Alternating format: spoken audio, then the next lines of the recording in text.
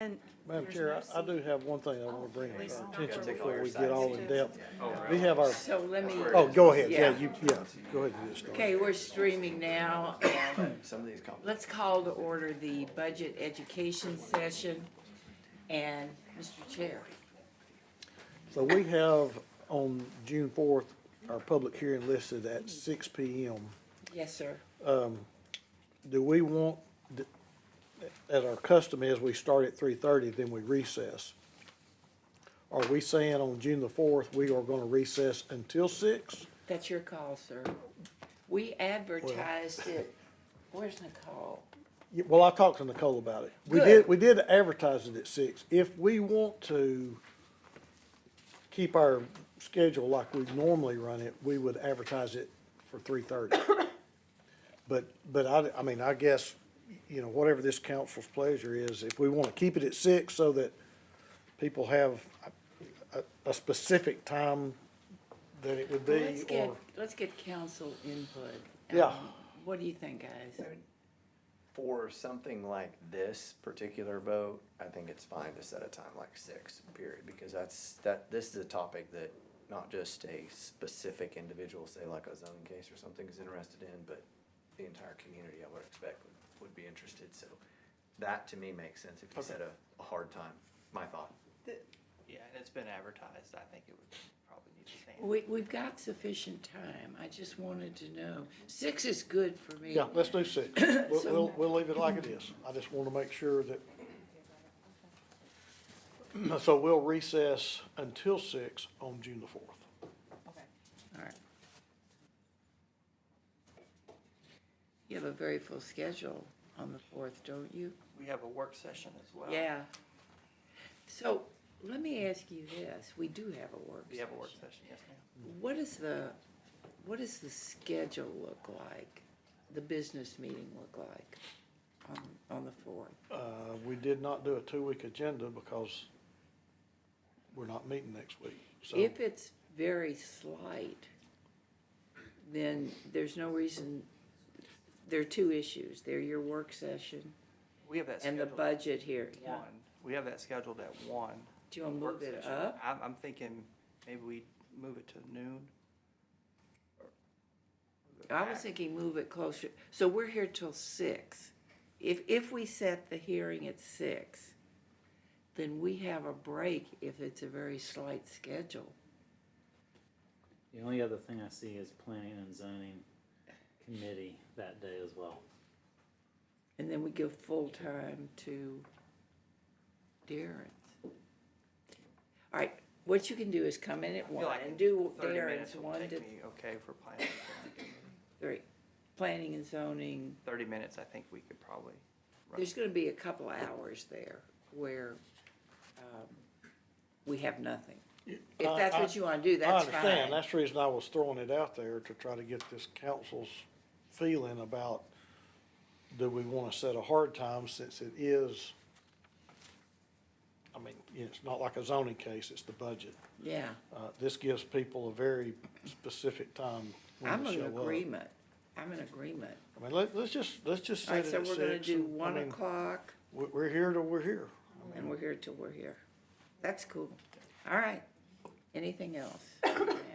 No, that's it. All right. Madam Chair, is that Yes. work session scheduled 1 p.m. to when? Till we're finished? Well, that's your work That's session. your work session. Yeah, but did we set a time for it? Is it on the schedule?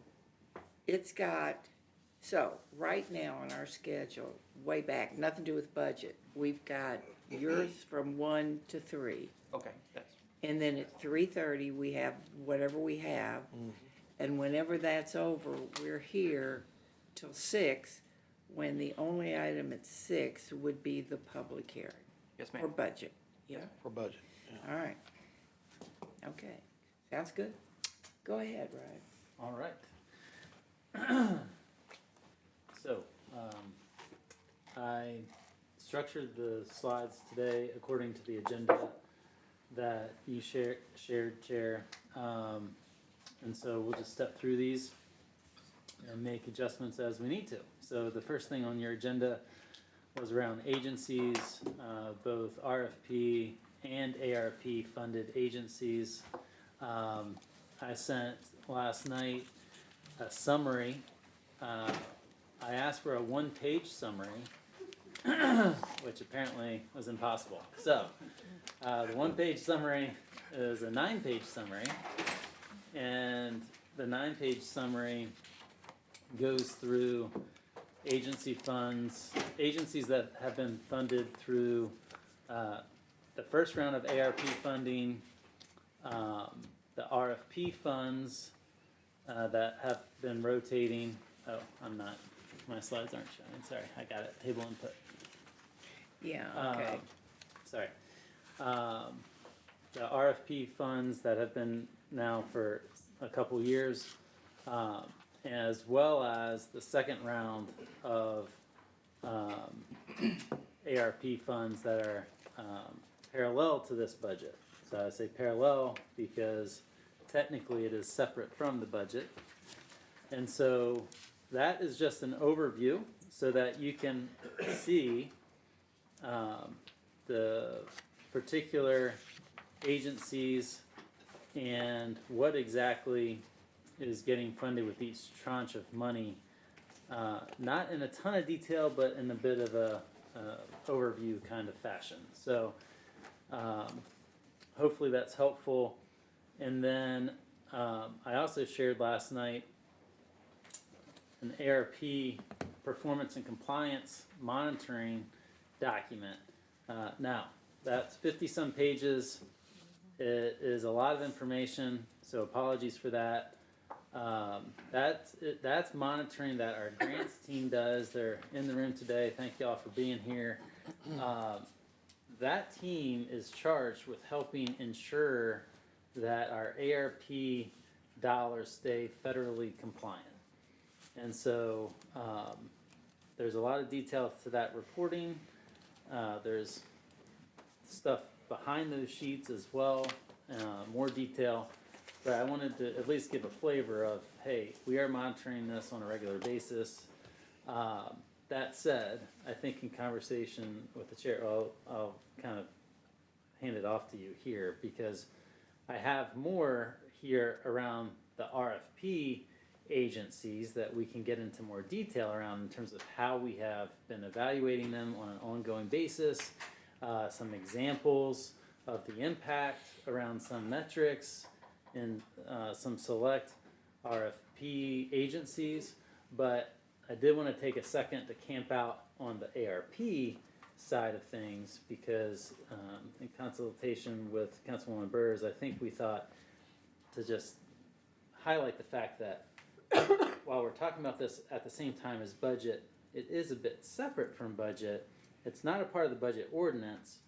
We're on parallel tracks here, if that makes sense. And it may make sense to, I know Chairman Henderson, you talked about, hey, you'd like to go a little bit deeper in terms of how are some of these ARP entities coming through in terms of the dollars that have been delivered.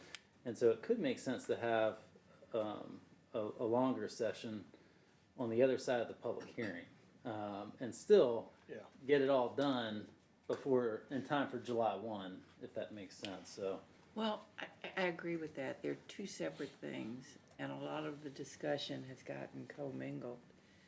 So if we do the public hearing next week and then we have the two readings, that's budget. After the public hearing, then we can start a deep dive into the ARP, which I believe is totally separate. It just happened to come at the same time, and it's confusing things a bit. And it comes by resolution. Is that correct to council? that's correct. All right. So will that meet the needs of some of the questions that council had? I got a question. You said that comes through resolution. All of the ARP dollars have been allocated.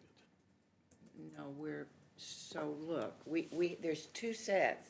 We're getting ready to do a resolution on this second set of ARP dollars. Okay? When ARP dollars first came in, we did a resolution and we gave ARP dollars.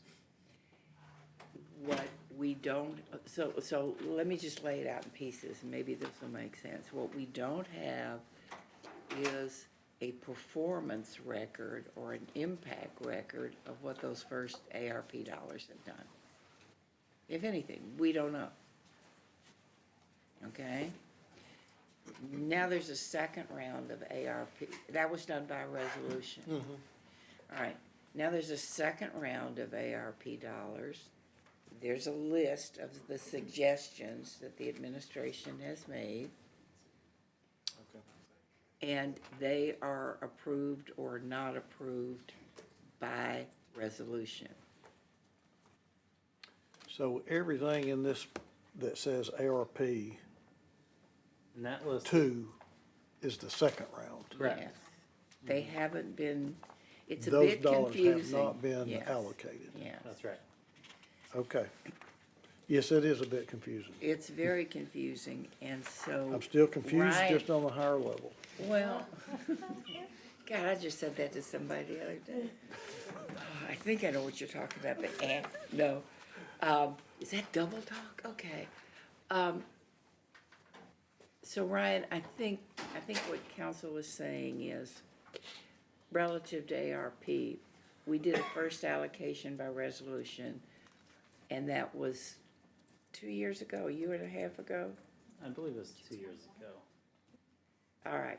We have no idea what's happened to those dollars, if they've been used, what they've been used for, and therefore, it's difficult to make a second allocation, some of them to the same people. Does that make sense? Yes. All right. And then- So, may we get, is there in this world a spreadsheet that goes this way, where we can see the first ARP dollars, who they were allocated to, what the impact has been. All right, an impact can only be a longitudinal thing. It has to be an effect before, let me just finish. Go ahead. You can only show impact after a couple of years. You can't have had an impact unless it's been in existence, right? Okay, so it's always longitudinal. So we are looking at the impact of the first ARP dollars. Where I see purpose impact in this column, no, that's just what they're gonna do. Correct. Just kind of Council has asked over and over again. And that was just meant And this to is get- all good stuff, I'm not Yeah, knocking it, but right. what's the impact? Understood. And that was more, impact's the wrong word there. That's just meant to say, high level, what were they funded to do? That's exactly. Okay. Yes, That yes. was a point I was wanting to All make. right, go ahead. That's titled wrong. All right, yeah. What were they funded, and that's, if, I would have just probably used more words there. What were they funded to do? Yeah, okay. You know, Yeah, All right. And so what council keeps asking is, what is the level of their progress toward what they were funded to do? right. Before we make any more allegations. And so we'll schedule that, next Tuesday is the Tuesday after Memorial Day, so there's nothing. That's right, you have So 2 weeks The to get The it Tuesday after that is the public hearing for the budget. correct. So the Tuesday after that is the session where we'll figure out exactly how much time and what, how you wanna schedule it, whether it's a budget meeting or a strategic planning meeting or whatever it is for ARP, deep dive, impact, round one. That's really what we're talking about, right? I think so. Yeah. I know Okay, so. Yeah, that'd be the 11th. yes. Yeah, so 6/11. what do you wanna do? So I mean, I don't necessarily see how ARP dollars ties to the budget. We could just do it in strategic planning. I I'm good think with that. I from am here so on good out- with that. Okay. I think from here on out, we're talking about strategic planning. A lot of the I didn't know either. informational things that That helps. We're good. Thank you. Yes, we're good. We were all kind of wondering the same thing, so thank you. Okay, that is keep it marvelous. separate and clean. Yes, Right. yes, I love that. Thank you very much, And Mr. Chair. I had a question, Chairwoman. Yes. So just So as we look into the second set, I guess we're doing just a overall ARP discussion and strategic planning. I guess the question I would want to know for that is, what impact will the timing have on, you know, as far as the services are concerned, will any services be delayed or anything like that if we delay that vote or whatever the case is? Actually, they may or may not.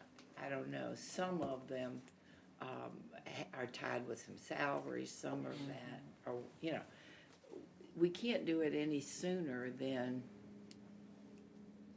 we could do it next week if you want. Not I next won't be week. here the- next week, yeah. Huh? She's not gonna be here. I ain't gonna be here Yeah, I'm this not week. gonna be here either. Okay, then, yeah, then it's gotta be the 11th. 11th, right. And I guess that's a consideration you come up with. Mm-hmm. My concern was that everything was getting piled on us all together at once, and we weren't able to get the data we needed, because all of a sudden we're on this timeline, and it's this timeline that says, oh my God, if you don't approve it, the earth is gonna fall apart, and that's not really the best way to do budget or to allocate funds. So, first we do budget, and then we do and we'll just do the best we can.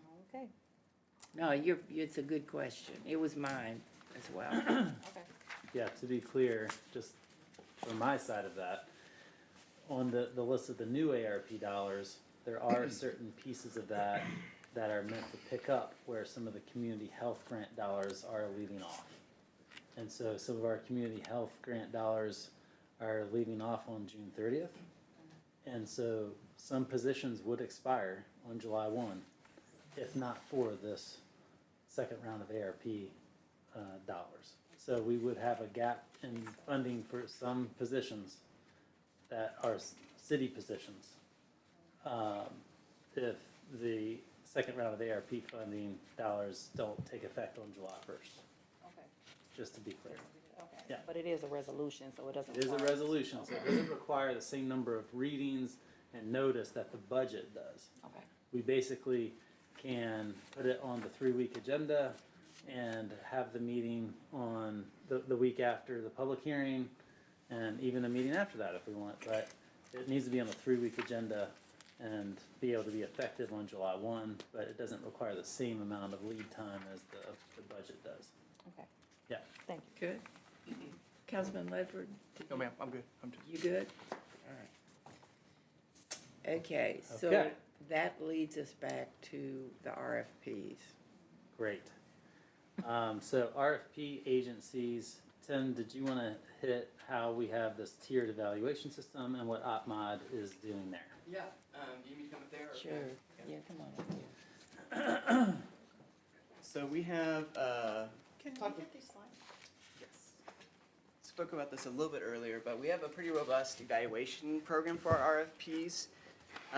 With understanding that maybe we need to be more robust with the folks who are funded at a higher level than maybe the folks who are funded at the lower level. So we have these 4 tiers of evaluation. Tier 1 is the highest tier. This is where we have quarterly metrics reporting. We actually meet with them quarterly as well to kind of discuss each and every one of their performance metrics, and then have a kind of year-in written review of, you know, what was successful, what was challenging, so that we can kind of have a summary at the end of each year for closing out. For tier 2, it's a lot of the same, but we just do a kind of a once-a-year meeting to discuss performance. Tier 3 is the quarterly reporting and the year-end written narrative, and tier 4 is the annual reporting with the year-end written narrative. I would say with all of these, our purpose is to move them along in the maturity. So just like any organization, different nonprofits are at different places in their kind of data and impact and evaluation maturity. So we're working with them to try to up their maturity and how to use data and to understand if they're making the impact that we are funding them for. So just as a small thing of that, we've created, I think, 37% more measures for them to kind of understand the totality of what they're trying to achieve from last year to this year, as we talked about. Kind of what do you need to understand if you're actually achieving the purpose of the grants. And had some really good conversations there. And again, it's going to be an ongoing thing that we do every single year to kind of continue to progress them down that path. So I think what we wanted to do is just dig into a few of the examples here. So I have some on track, I have one of the near track RFP partners, just to give some examples. And, you know, I know we're trying to focus on impact here, right? And so just to give some examples of where are some of those metrics. And you can see within here, AcctsBuild as an example, 4 metrics that are being tracked on a quarterly basis. And not all of, even within this, not all of these metrics, which I think do a decent job of saying, okay, these things are impactful. And with every metric, you can always say, could there be a more impactful metric? You know, is there something we could look at differently? But even within these, one of these is off track. And so that's a conversation, right? In terms of, okay, well, is that something that we can see differently next quarter? Is that going to catch back up? What exactly is going on there? So, in this particular case, 3 different kinds of grants that make an impact within the community arts space. And then the last one is students participating in the Imagine program. So, you know, on track for and we've still got 4th quarter to measure here. So you can see through 3rd quarter, 11,000. The target for the year is 13,000. So on track to hit that for the annual. Let's do another example. Whoa, Yep, go back, we have some questions. Sorry, Ryan. Sure. Just so that I'm following along with what you're showing here, with also the breakdown here in it. So AcctsBuild shows 270,000. Is the idea that what we're seeing on this page makes up the full 270? Around 240 for those top 3 grants, if Okay. that makes sense. And so they have a few other programs like Imagine and things like that that cover that remaining 40. So that remaining, Yeah, and I think there's some flexibility there because if you actually, because you see the 12 to 15,000. yeah, that's what I was trying to figure out. If it just If fluctuated they went based to on that 15,000, they could probably spend that full amount. If that makes sense, because that changed the numbers. But in general, the bulk of their funding is going to those 3 grants. Okay, and is this money that is given to them after they've been successful with these metrics, or they received the money and they're falling short? And if so, what happens to the funds they were given to achieve a metric that they don't achieve? You're saying like they didn't fund them.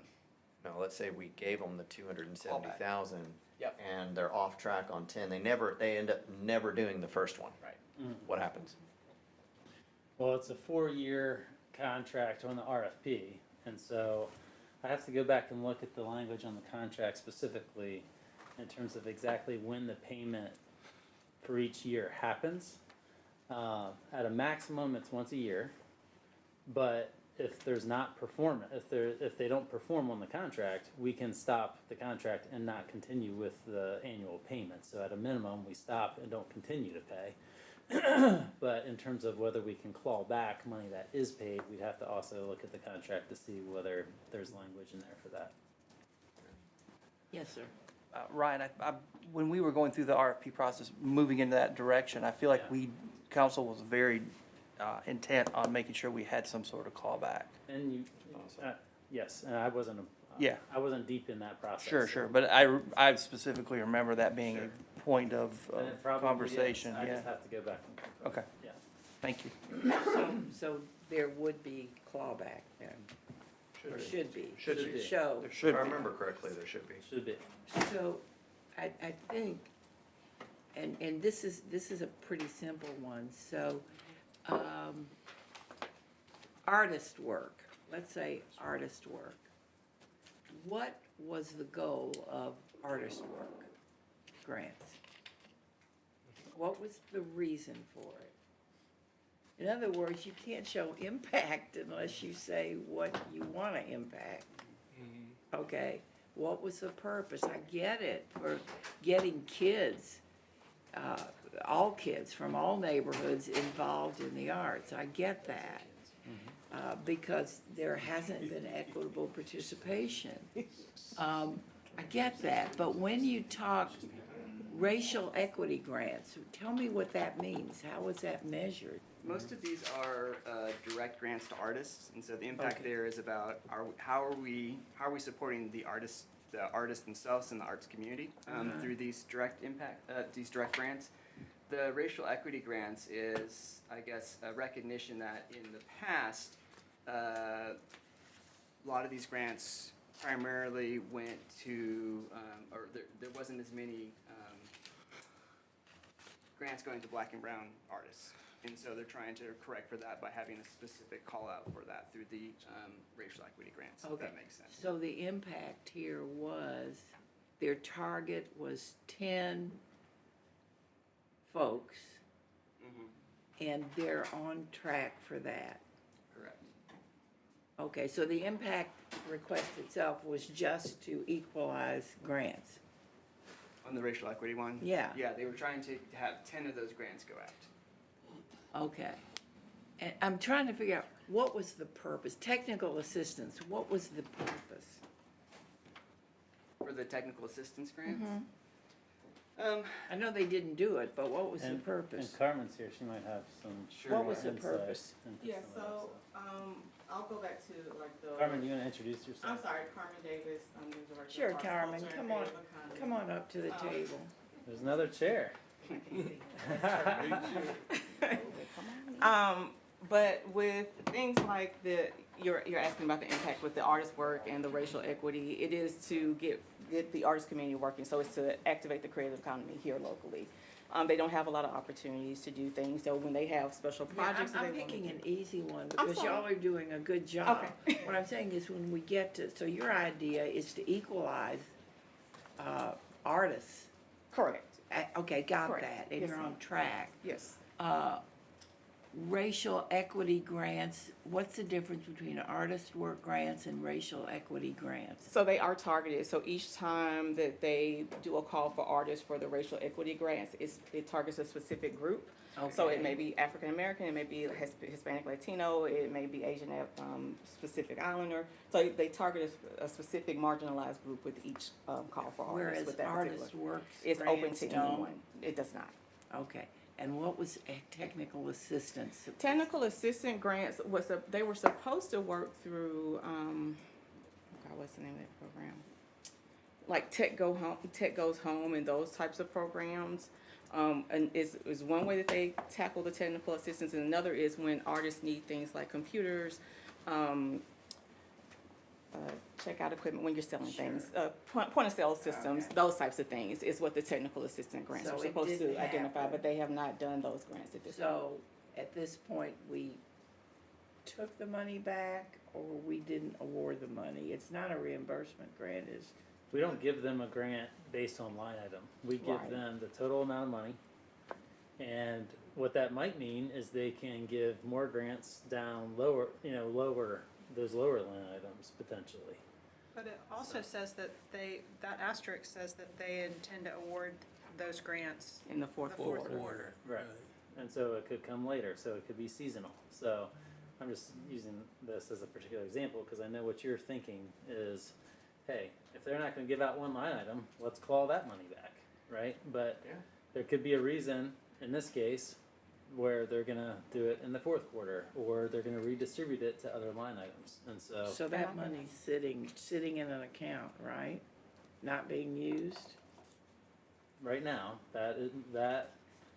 I guess that would be $50,000 that That is they have not used. being held by them to allocate either But it's to not other sitting in an grants account with or us. there. They have the money It's not sitting in an account. with us. So it's a reimbursement thing, right? We have it. We have No, they have it. No, what I'm saying is they, Arts Bill, the organization, the entity. Oh, they do? Yeah. Yes. Carmen works for the city. I work Yeah, with- no, I know Oh, that, okay. but, okay. Well, that's interesting. Go ahead, Darren. We don't know. We just know that we sent it to them and where it's sitting or where its We don't current know. status. We have absolutely no way of knowing that unless we just asked. Right. And I can definitely do that. Might be a good idea, Yes. so okay, All right. Which could be a part of the metrics for reporting. yeah. Should be. Just county. Okay, go to the next one. Okay, the next one. Thank you, Carmen. Appreciate it. Thanks, Carmen. All right, so this is an example out of economic and workforce development. So this is around launch. So participants completing launch academy, entrepreneurs receiving one-on-one coaching, kitchen incubator participants, jobs created or sustained. Just to give you a sense of some of these metrics and the progress that launch reported back for third quarter. Any questions? Well, an observation, I think these are examples of, I think, a little bit more impact focused KPIs, you know. Kitchen incubator participants reporting increased revenue. So I see that as part of our RFP process, this is an example of something we want to do more of with more specific goals. I know that when we did this RFP process 3 years ago, it was the first time we'd really outlined this, and we said we want specific goals, we want to know what the impact is. And so what I'm learning in this is we're headed in the right direction with the kind of information that we're collecting, and we can get even better with it if we decide at the end of this 4-year cycle that we want to do another 4-year allocation. But we may decide that we want to do it a little bit differently next time. We'll see. Sure. I think it'd be wonderful if all of them were clear cut like that. You can definitely measure that with the lunch program. Did you show any that weren't, did you bring up any that weren't clear cut? Helen Ross. It's just a minute, Councilman. Well, I was gonna kind of take what Councilman Hill was saying. The reporting increased revenue is an exact example of an impact that I think we've been talking about for years. That's a great example. It is. That's a great example. Yeah. Build on that. This next slide, the Helen Ross McNabb slide, also has some great examples of that. With participants will attend school with no more than 5 absences per quarter. I mean, we know that increased absences impact educational performance and attainment, maintain passing grades. I mean, these are, this might be a little bit of a lofty goal that 100% of people How's the target? all the way around, you know, that would be an They should example have where goals. maybe we think a little bit more carefully about that. Well, but that also depends on the one metric that isn't shown here, which is how many participants are we talking about? Good I point. mean, 5 participants, it's a little easier to hit 100%. Yeah, and this is only a $50,000 grant compared to a $270,000 grant. So that, I mean, that directly drives impact as the total number of participants in the program, Might be a right? good True. idea to So have that would True, be- it's just hands-on with 5 folks. And nobody's done one of them's done a safety plan. Right. Yeah, I hear you. All right. And then we skipped over food bank here. Do you want to share this one briefly? You know, this is one that, as we think about just inflation and food deserts and those sorts of things, very impactful dollars here. So. Yeah, and originally this one was, they were projecting out the demand and what they had, and they were thinking they might have to go to every, you know, it was like every 30 days, they might have to go to every 60 days, every 90 days. If you think about not getting assistance for 90 days, that's very impactful for families. And so this grant really helps provide it, and it also speaks to quality, which I think is another impact measure, right? It's not just what food, not just that we're providing food, but are we providing quality food? That's why they have that produce measure, because we feel like that's important as well, or they feel like that's important as well. So, to your points, you know, I think we are learning through this RFP process with these agencies. It feels like, you know, hey, we've been in this for a couple years. We should, you know, we always want to be more expert than we are, I think, but we are learning, as are the agencies. that we're working with. To Tim's point, we are also working with them to try to help them mature their data collection and on, you know, this is a partnership in terms of both ways. So, and some of this stuff, frankly, is easier to measure and have impactful measurements than others, and so that's a natural challenge in some of these spaces as well. So, but these are, as you would say, these are righteous questions. This is the right stuff to be talking about. But I thought it would be helpful to go deeper with some of these examples to help share what OpMod has been, some of the work they've been doing in tracking some of this stuff. What are your ideas for how often? I know we were supposed to have quarterly reports. That's a bit much.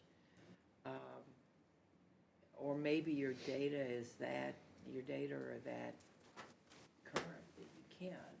We haven't had the regular reports. I think if you think about maybe twice a year and it being once in the fall and once much earlier in the spring, you know what I mean, would make sense, because a lot of these folks they're going to provide us their final reporting here by the end of July. And so then you'll have a full year's worth of data, and then we could have a day here in, you know, end of summer, early fall, and it could be, you know, a very productive session. And then I think sometime after the holidays, before we get into budget, Right, that's would what be I a was good thinking. period of time to have another session. So I think something like that could make sense. I think if, with a lot of these, if we had done all this discussion, maybe prior to budget, Yes, then it's a little more thoughtful. agree. And I think seeing some of the faces, hearing some of the stories is also helpful. Okay, Yeah, those are some thoughts. all right, thank you. I got a quick question on this side, right? The 3,200 households, do we know the designation of what makes them eligible? Is this specific income, or is it they come and say, I need, and we assist? Do we know if there is because this directly, I would expect, correlates to other data we have in the city for our residents and those that are living below their means. I'm curious if we Good question. correlate that to any of our other data. That's a good question. I don't know that off the top of my head. I don't know if you I don't know. I'm not sure if it's like I said needs-based or just by showing up, you're saying I need help. I need, right, which, I mean, Right.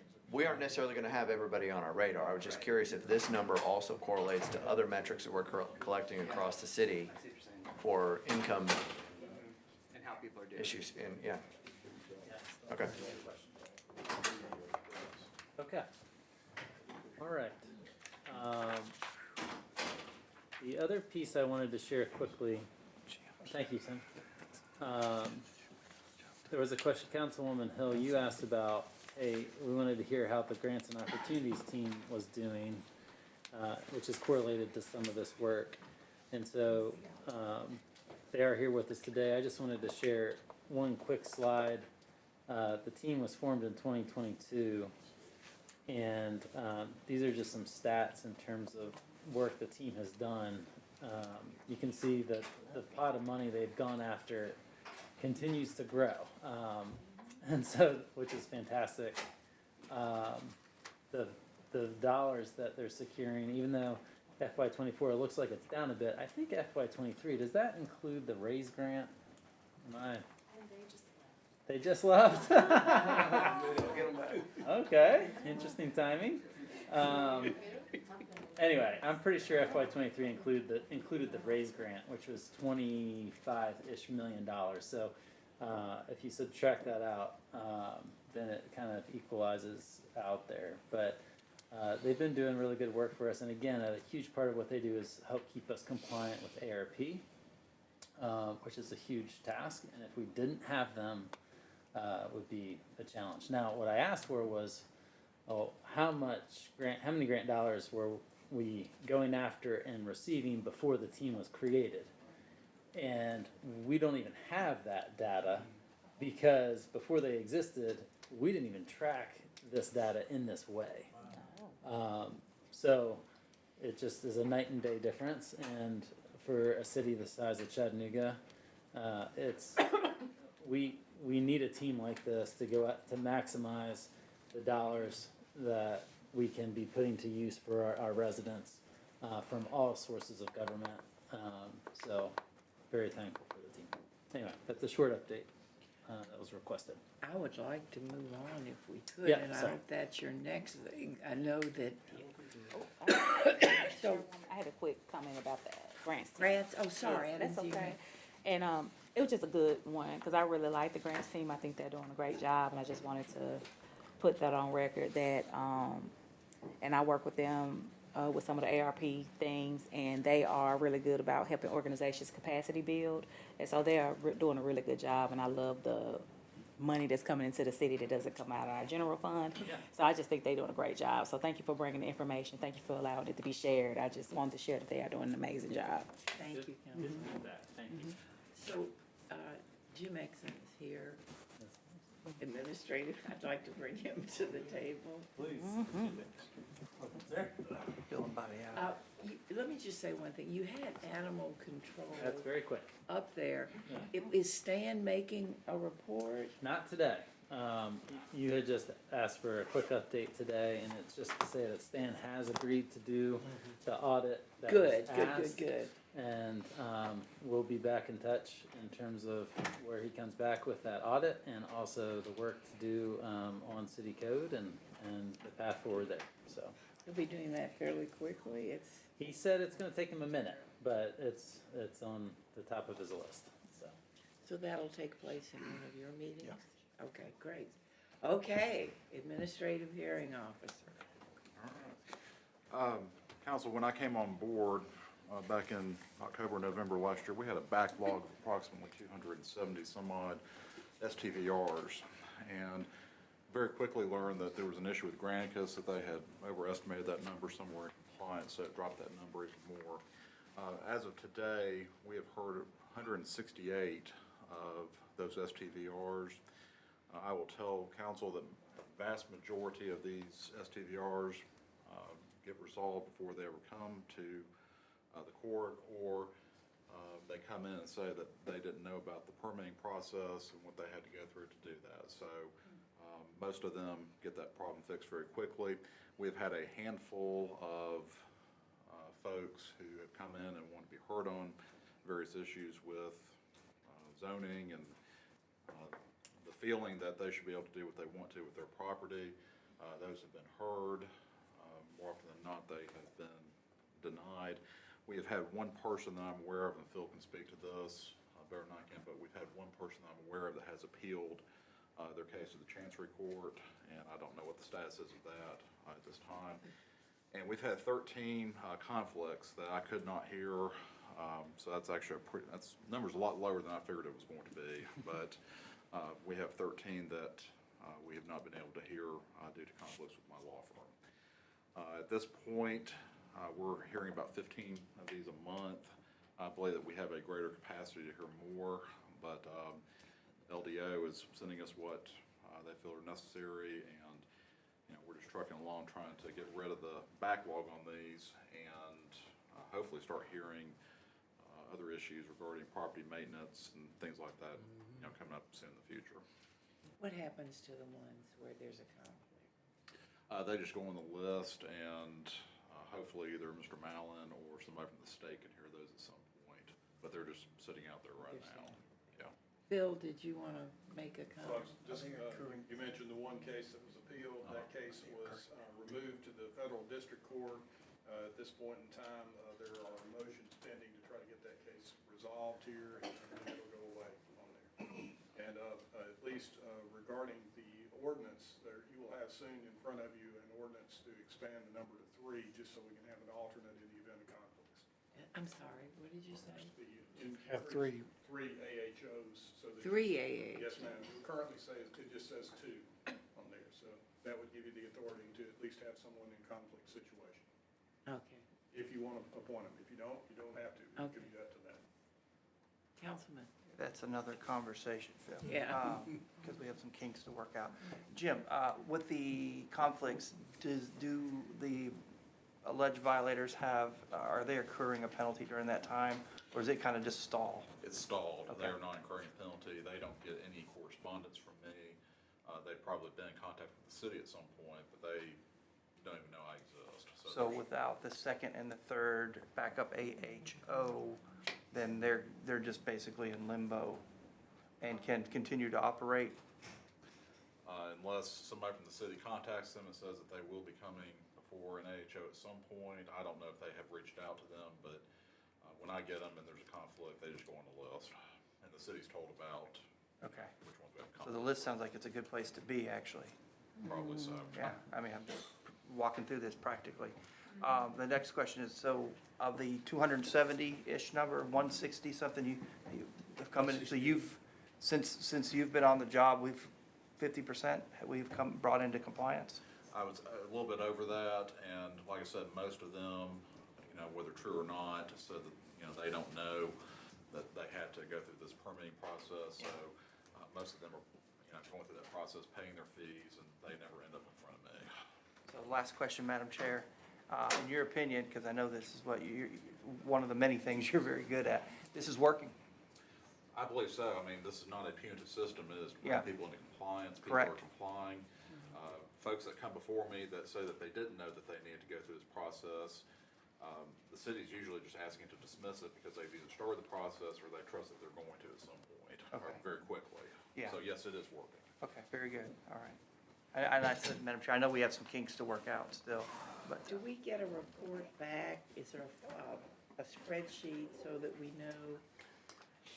The information I have came from Mr. Wiley, and I just asked him some questions about where we were status-wise, and so he just sent me these numbers yesterday. Okay. So I trust that he's tracking them. Councilwoman, it is all tracked within the software that the team uses as far as kind of where we are in those numbers and how they are constantly changing as we're capturing new illegal STDRs and addressing previous ones and getting them into compliance. So those numbers are constantly evolving, but it is tracked within the system. Okay, thank you. So yeah, go ahead. Well, you finish. I was just gonna ask if we could get a spreadsheet to see where things are. If he can't handle it, then the city, what I'm hearing is the city automatically issues something. And then what happens? I just asked for a little bit more information about the specifics for the ones where we have a conflict in terms of what is the information that they have at this point that the city has Okay. provided. I don't know the specifics on that, but I'll share that with you once I have it. Okay. As far as any sort of like spreadsheet, I think it's a little bit more nuanced than that just because of the way the software works. Sure. But if there's a specific question that you have around the numbers, or like numbers by a certain area, whatever that looks like, I'm happy to dig into it a little bit more. We've had to work directly with Granicus, the vendor that we use, to get the most accurate data. So again, a little bit more nuanced because it's meant for them to be able to use it to work within it, not necessarily for the kind of reports that we've maybe dreamt up of, like, we'd love to be able to see X, Y, or Z. I think that's one of the biggest challenges we have in land development generally is like, there are a lot of reports that I would love to be able to see and build upon, but we don't always have the ability to create them, so. Well, this isn't for fun. No, I What we understand. were wondering is, do we need more inspectors? Do we need more, Yeah, I would say that this team definitely needs more capacity, Okay. in terms of people. And so one thing that is probably a bit more challenging to, read between the lines on and looking at the budget for this team, but one thing that we did do, prior to this budget is we've moved a position from another area to create a supervisor for this team of inspectors. So currently, it's a team of inspectors that report all the way up to the director of the land development office. Okay. So there is no specific manager that is helping them. In our other areas, we have, or there is, but it's the director who's also Sure. handling the entire rest of the division. In other areas within the land development office, like our trades areas, they each have a chief inspector who not only helps manage the team and the caseload, they also go and do inspections themselves and help with that work. And so we've moved one position over to create that chief position, and it's currently posted right now. So we're hoping to fill that as soon as possible, which will add some capacity. We also are hoping to swap another position after this budget. We did not want to do it as an ad, but we want to swap another position after this budget that will be, many of you worked with Jeremy Swilley or Carrie Newman, who are assistant directors. You've got building, land, and then you have this zoning area that also includes form-based code, historic. So there will be a third person to be a peer to Carrie and Jeremy over this team, which will also add capacity. So Thank more coming. And hopefully we'll see what kind of impact that has. And if we need additional capacity, we'll be right back here with you next year asking for it. Okay, thank you. Other questions? Yes, sir. So, how long have you been hearing cases so far? Since I believe November was our first, November. so. Are you experiencing any hurdles since November that this council maybe needs to address to get out of the way? Not particularly. The clerk's office has come on board. They've been helpful a lot, and we have gone to basically a form-based order at this point. I don't know what that is. Sorry. It's something basically I can just sign sitting up there. I don't have to go back and, dictate out huge findings of facts and things like that. So we can just sign the order. The clerk's office handles the mailing and the filing and all that stuff. So Okay. we are trying to streamline the process as much as possible, and I think we're making great efforts towards doing that. So you've got a courtroom, a place to hear these cases, staff or support mechanisms, to help you. So in your opinion, is there anything else that you can think of that you need to be more effective at this position? And keeping in mind that, this council would like to, I guess, give you more responsibility in what you hear in the form of litter and, maybe noise, demo, some other things that may come your way. Is there anything else that you can think of that's maybe budgetary that we need to start taking into consideration? Well, based on what I'm seeing when we do have hearings, staff seems to be doing the best that they can with what they have. I think another inspector would probably be helpful. One of the things that they are doing that we have seen problems with in the past in other municipalities is people claiming that they know nothing about violations or things like that. Well, LDO took it upon themselves, and it's a great move. They actually take my notices out to the property and put them on the door. So it takes away their argument that they knew nothing about it. Now, that's a very time-intensive process when you're talking 30 properties a month. That means they gotta go out to 30 properties, put them on the door. So if they could have help in that regard, I think that would probably help them greatly. Okay. So would you say even as you begin taking on more cases, then that would apply, maybe a posting would apply to every case then? I hope that it's gonna apply to every case. I think it's a good idea to, like I said, if one goes up on appeal, nobody can claim that they didn't know anything about it. Okay, It takes that argument away. okay. All right. Is that every case or just short term? Well, thus far, we've only heard STVRs, so And if you have a noise case, a continuing noise case, Right. you're talking about that as well. absolutely. Yeah, that's what he's talking about. Yeah. All cases that he would hear would Yeah, Need to or be a- litter or anything. I love it. I guess I'm Yes. excited that, property maintenance is coming soon. How you doing? I am. Well, it's a team effort, and we're making a lot of progress.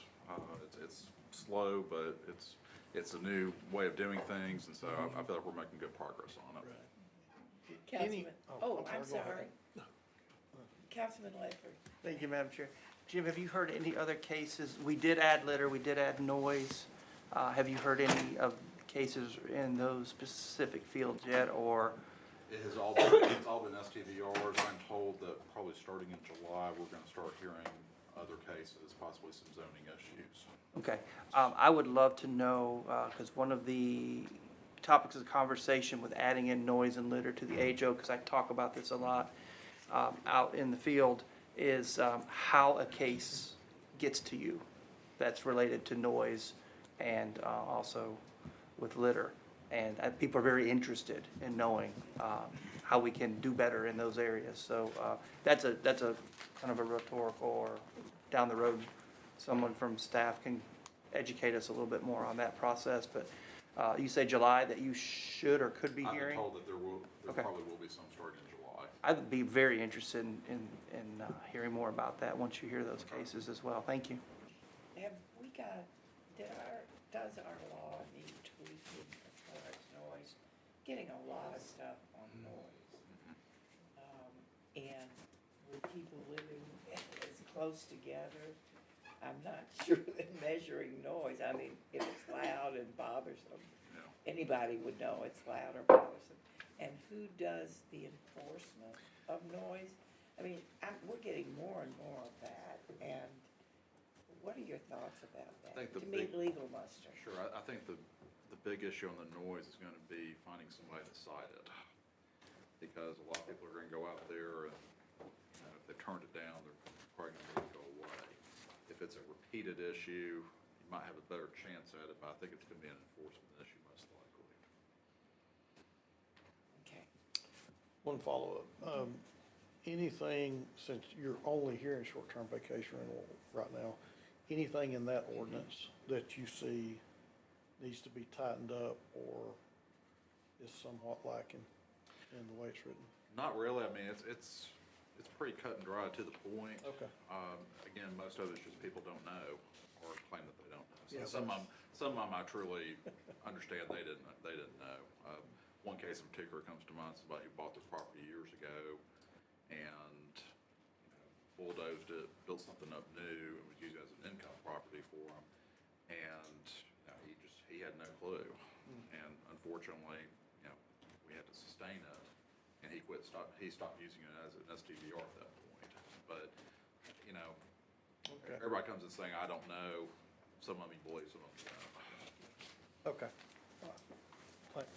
Anything else about administrative hearing officer? I do have one question.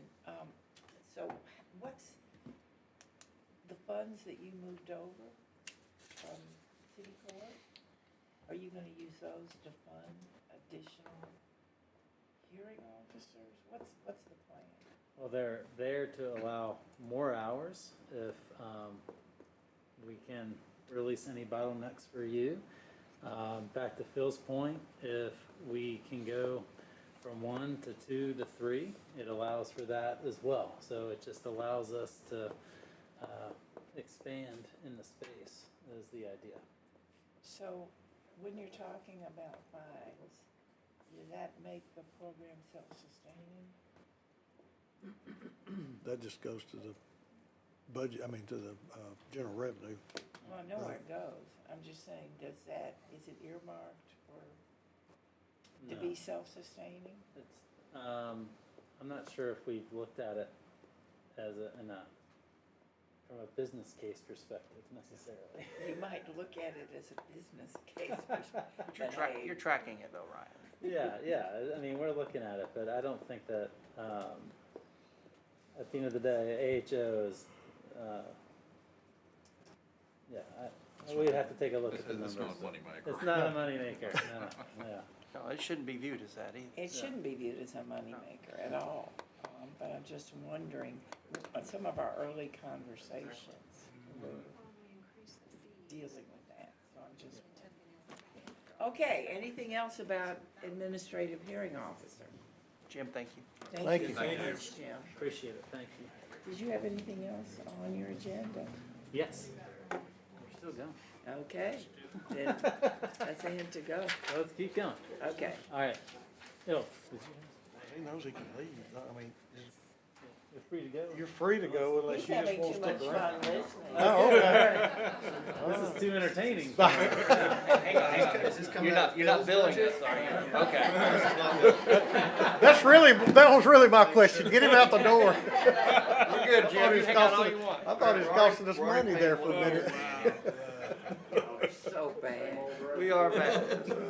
Okay, go You ahead. can't laugh during All budget. right. We had some questions about the procurement and purchasing. accounts payable process, so we wanted to follow up there. Some questions about supplier diversity. Debbie was gonna talk us through how we're doing in this space. I think Councilwoman Dotley left, she's the one who asked about this, but. She stepped out, she'll be right back. Okay. So Debbie, did you just wanna summarize this real quick for us? Sure, of course. As you can see, we have a spreadsheet here that shows what our spend was in fiscal year '23 and fiscal year '24. As you can see, it has decreased. However, when suppliers go into our supplier portal, they register themselves. And the classifications are set there, and based on those classifications, they're selected by the supplier. So we have no control over this. You know, what they choose is what they choose. We also have no ability to offer any kind of incentives for local or minority businesses.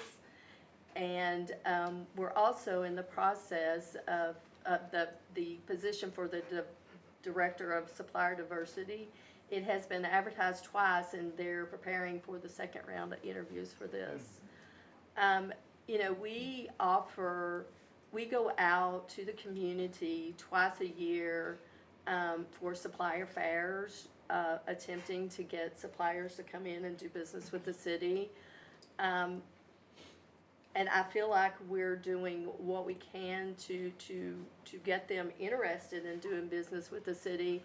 We post all of our informal quotes, that would be anything under $20,000, as well as our formal bids that are $50,000 or above on our website. So, you know, everyone, the information is out there, and it's the opportunity that they have, but it's gonna take a supplier to come in and actually wanna do business with us. All right, thank you, Debbie. You wanna talk about the requisition? Well, first, you just hang out for Okay. a second. Tony, I don't know if you wanted to hit this real quick. We also had some movement in terms of who was hiring for that position. I know you've had some other activity here, so anything you wanted to highlight? Well, in the absence of just bringing recognition to the council that we had a director of supplier diversity, but they left the city in August of last year, so we had a huge gap of an absence. But there was planned activities where we had continued minority business owner roundtables each month that we conducted, where we engaged those minority businesses in understanding how to do business with the city, brought other partners, and collaborated in how to partner with some of our funding organizations that are here in the city as well, and trying to address any questions that they have and trying to overcome some of their obstacles in doing business with the city and other businesses here in the city. As well as it was just mentioned, we have posted the position a couple of times to identify a replacement, and we are very much encouraged with the applicants that we're reviewing now and looking to schedule interviews, hopefully starting next week. All right, thank you, Tony. The last thing we had on purchasing was there was a question around how are we doing in terms of two sides of it, the requisition side, how long that's taking, and then the payment side. So do you want to hit the requisition side? Sure. Currently, we are working with AST, our consultant, to implement a small improved requisition workflow. Currently, a approver has 7 days to approve a requisition as it comes through the approvals. And depending on the size of the department, it can depend on how many are in that approval. We're streamlining that and making it standard across the board, that a requisitioner approver there'll only be 2 approvers, and that each approver only has 24 hours to approve a requisition. This will prevent requisitions sitting in workflows for a number of days before they actually get to purchasing. We're also having reports written so we can identify the people that are not approving in a timely manner. The system will automatically reject a requisition if it doesn't get approved within those 24 hours, and we'll be able to identify who those approvers are. We should have this in place by mid-July. So what's the disbursement time? You said 7 days approval, and how before they receive the funding? That's the next slide. Great question. Okay, all right. So the funding has actually, thank you, Debbie. You're welcome. So that's actually not Debbie's area. But you can see here, timeliness of payments is getting better.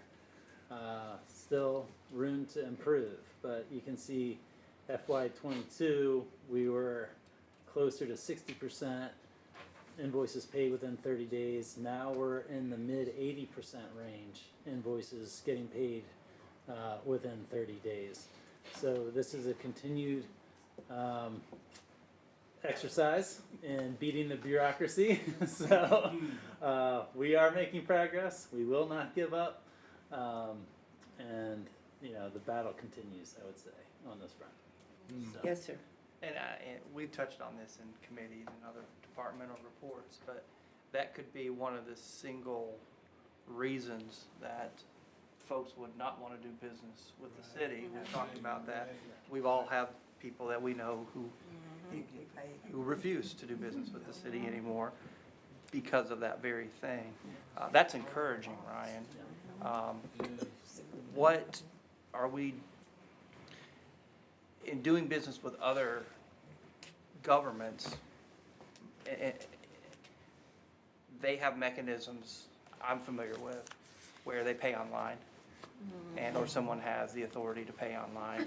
And are we, is that system implemented, or are we working on that? We have an online portal, and Okay. you will get paid faster if you invoice us online. Okay, so, Yes. and that's proven to be Absolutely. And absolutely effective. That's a lot yes. of what's driven this upward trend here, Okay, and we're trying to drive people that way. But that takes a lot of coaching. It takes, It does. you know, and it's It does. it's an upward slog. Yes, sir. This question to Tony, is that the greatest obstacle for the minority business? The peer to pay, especially when you're looking at small business owners. Okay. They don't have the Cash flow. cash flow to just depend on just waiting on the city for a 30-day plus or anything such as that. So they're looking Okay. for a quick turnaround and pay so they can continue to their next job. Okay. amen. Lots of hands. Yes, ma'am. Ryan, will you take us back to the city supplier diversity slide? Councilwoman Dotley. So I did, I'm sorry, Well, go ahead, yeah. I'm sorry, you I go just, right I just ahead. thought you'd want to be able to see this. I knew you had stepped out.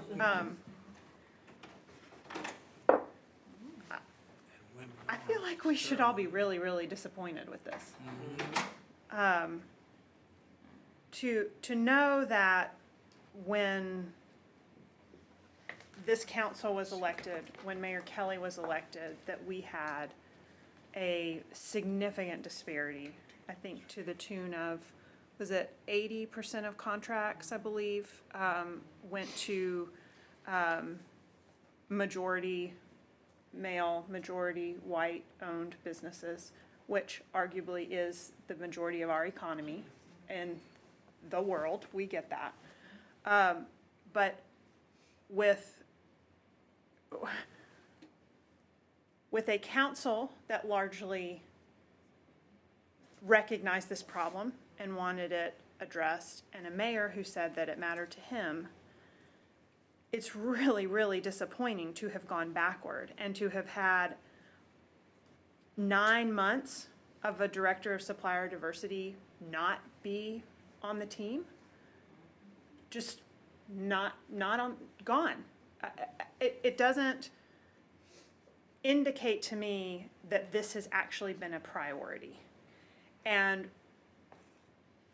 3 years ago, when we started having this conversation with this council as elected, we talked about what are the obstacles for a small business, a minority-owned business, a woman-owned business, to do business with the city. And we created a Department of Equity to really be looking at that work. And this is a place that the impact is sorely lacking. I mean, to say that we have awarded $35 million in contracts total, not to small, minority, local, LGBTQ or women-owned businesses. And let's note that the minority-owned is 0. Preach. When we spend, how many hundreds of millions of dollars in contracts do we award a year? Surely someone can give me a ballpark on that. This is for, these numbers are only July through, really July through April at this point. But they compare 56 million from July through April of last year to 35 million July through April of this year. I would think outside of our stormwater contracts with our $200+ million consent decree, we spend $150 million in contracts a year? You're right on Chairwoman? track. You're right on Chairwoman, or track. am I, like, if- This isn't spent, this is awards during the period. So these are PO awards, contract awards, not spent. potato. Yeah. Gotcha. 150, this 35 million has been awarded and will be spent by the city of Chattanooga, by the taxpayers of Chattanooga, 30% of whom are people of color. And this percentage comes nowhere close to representing 30% of our spend. And in fact has gone backward. And that is something, I don't know if we gotta work on that. Absolutely. And I can speak to it a little bit here now. So, one of the things that our previous purchasing director and our previous chief equity officer, one of the things that they were able to discern from the city's participation in the Southern Cities Economic Inclusion Program was that one of the best practices for supplier diversity is to embed the supplier diversity position in our purchasing department. And so our goal when our previous director of supplier diversity left the city was to embed the position into purchasing, and to have purchasing kind of be leading out front in terms of getting the position filled and bringing that person forward. We've had so our previous purchasing director left, so we've had some turnover, and we've lost a few positions in purchasing. So we're in the process, I think, of trying to sort of rebuild our purchasing department. And so, yes, this does continue to be a challenge, and the mayor's aware of it. We're all aware of it.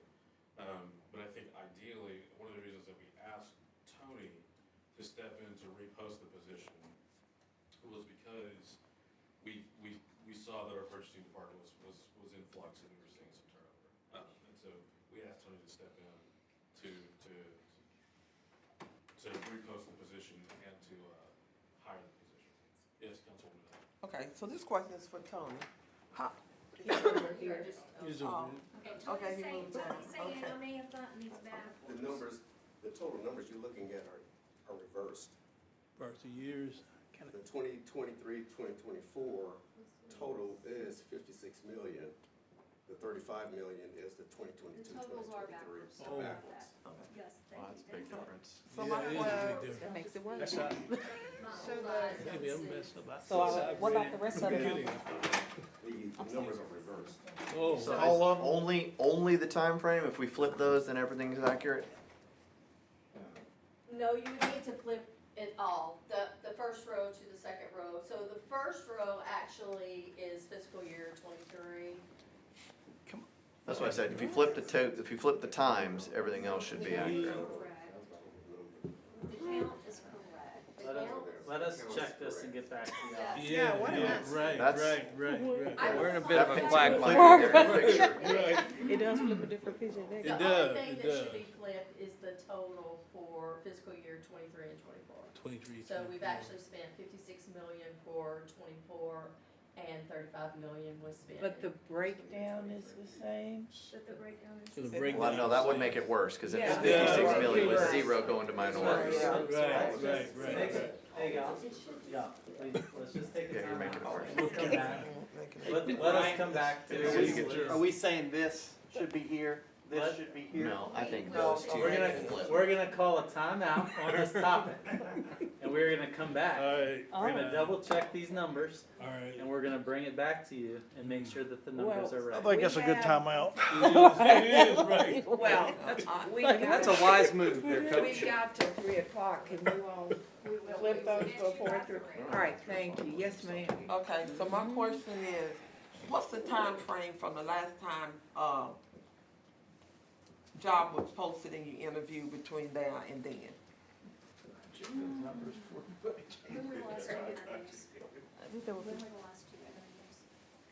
Where did Tony go? He back there. He right there.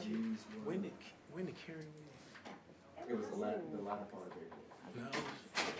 What was it now? The latter part of April. For which one? For The the first round of, interviews. April of this year? Yes, Okay, and then you're reposting it again, yes. so that's just, what, a few days? After we finished. Less than a the- month? After we finished the last interviews, we had it reposted. We've already gotten the applicants closed, and we're doing them for interviews. And you finished the first set of interviews in April? Yes. Okay.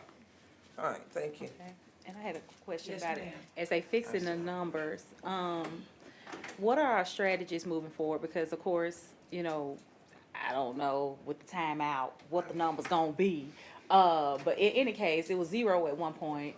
So what are our strategies moving forward? Because we can't continue to operate in the city where, you know, you have a majority female council, you have 4 minority African-American council members, and yet these numbers are not reflected in this at all. So it's not, we're not leading in this way as a city. So what are our strategies moving forward, and how does that Office of Equity play a part in this? Because the point of the office was to really try to impact these numbers, and to make sure that everyone had a fair shot at city contracts and things of that nature. So what is the strategy at this point going forward?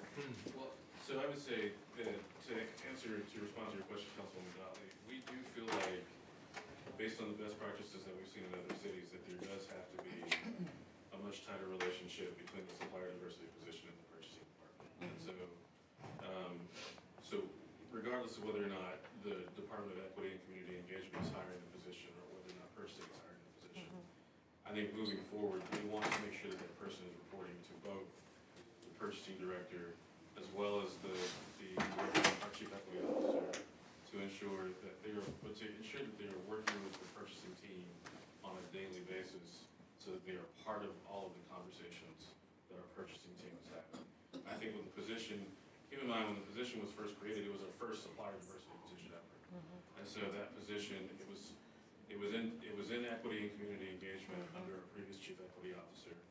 And so the level of contact that they were having with purchasing, and their involvement with being a part of the purchasing processes on a daily basis was somewhat limited. And so I think moving forward, we just want to make sure that that position moving forward is completely integrated into everything that purchasing is doing, so that we can ensure that there is an equitable voice, a voice speaking to equity in every RFP, every bid purchase, every opportunity, every solicitation opportunity that comes to our purchasing department. Okay, and then I know the previous director of supplier diversity, used to host various events around the city to encourage minority business owners to participate, not just minority, it was just roundtables. So are those things that we're still doing to make sure that the information is out there? Because it's one, you know, it's the internal piece, which is the purchasing part, but it's also the external piece saying, you know, how we're attracting that type of business and how are we offering that technical assistance to those businesses. So is that something we're still doing? I don't think, Tony, unless you want to speak to this, I don't know that we've had any sort of minority business roundtables recently because the position has been vacant. But I do think, Tony, I'll Yeah, the schedule in which we had those roundtables before were always from February through October. And we carried it through last year, through October, through November, actually. And so, but we've not picked it back up for, we didn't pick it back up in February this year.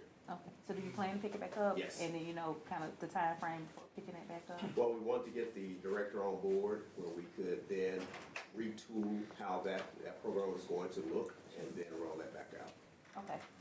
So it'll be good to Instead get of just having it for that short period of time, I envision having it all year round. once a month, like that, okay. So I guess moving forward, also, if we can get reports like this, so that we can address this kind of as it goes, as a quarterly report, the same way we get, like the investment reports and things like that, if we can get a report on this, because it becomes just such a surprise, when we get it like this during our budget session, when we're trying to pass this massive budget, and then we come in and say, well, in that, no minority-owned businesses are getting any of those contracts, and we can't really explain, well, we can kind of explain why, but Yeah. if we can get that, so we can stay up on it, because at the end of the day, we're responsible, we're the legislative body, we're physically responsible for the people's money, and so the people we represent are not represented up here, so we want to make sure that we're getting that. So if we can get something, a quarterly report or something, just so we can check back and say, are we achieving the one Chattanooga goal, so. And if I just may add one thing about this slide, the 50 and the 30, if that was intended to represent all of the money that has been awarded this year, and that's all the money hypothetically that we've spent, it is not really representative of all of the money that the city spends, because we have multi-$10 million contracts that we approve monthly, for building out a new part of our stormwater system, or building a bridge, or whatever it might be. So I'd like to see the number representative of how much money how the checks we are writing Yeah. in total, outside of, our staffing money. Yeah, I think we have a lot of challenges when it comes to reporting. For example, P cards are the business credit cards that we have. It's impossible for us to link that to how would each of the companies identify here in terms of, are they small business, minority owned, local, et cetera. So Wait a minute, why would we not be able to do that? Well, and a P card is a portion of our spending, but so I'm is just saying, an as- engineering contract. yeah, well, I'm just saying, as we go across these different categories of businesses, reporting becomes challenging. And, Credit cards. our folks over here can speak to that more specifically, but I think We have- this is the bucket of money that we have the best reporting on. Is that accurate? It is. Previously, our op-mod folks had a great report for us. It worked from the big data that we can't get to, but for some, that hasn't been recreated in our new system. We've tried to get that as well, and it's just been challenging. And that was a really great tool to use. That So- sounds like a good yellow flag. So it seems, and I think what you're saying is right, we can always identify who's doing what. It's just the proper program. So that's correct, right? Yeah, so of course we can identify. I have two council people who wanted to speak. Councilman Smith and Councilman Lester. Thank you, Chair. Just two things. Ryan, when we're talking about metrics as it relates to this type of information, for me, it would be helpful to know maybe the number of POs that were also rejected. So that helps to see, because POs could be rejected for a number of reasons, and you could see some of whether it's minority business or small business, any of these that may not have been awarded the PO due to price, due to some kind of qualification, some kind of certification maybe that was required and they didn't get it. Like seeing some of that information would also be helpful for us, because right now it's not just as straightforward as yes, no. There could be a number of reasons. And the other one is, we could have a substantial number of contracts that we have no minority-owned businesses submitting for.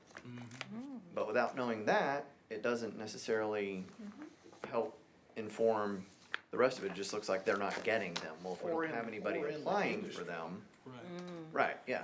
Yeah, you know, you have big contracts to the point of like HVAC systems and, you know, larger scale elevator install systems, things like that. If you don't have, if some of those businesses are not minority owned or any one of these owned, then they're obviously not bidding on the contract. And I wanna make sure that that is representative of what we're trying to show as well. Yeah, that's a fair point, if we can get the data, and again, they would have to submit for it and disclose that Right, the they're a disclose piece I minority, understand that they're a is big, yeah. minority owned business. But that's also, I mean, we don't know how many of these contracts were issued that were not disclosed. That's another. We do. Right, is that, but how many?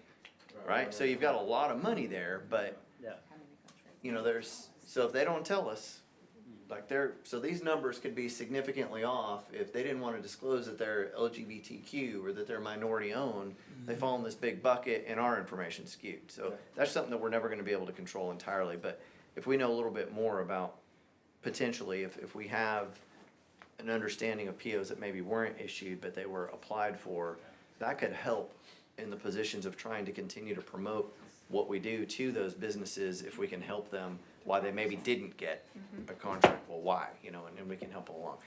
But, that was more of a statement than just a question there.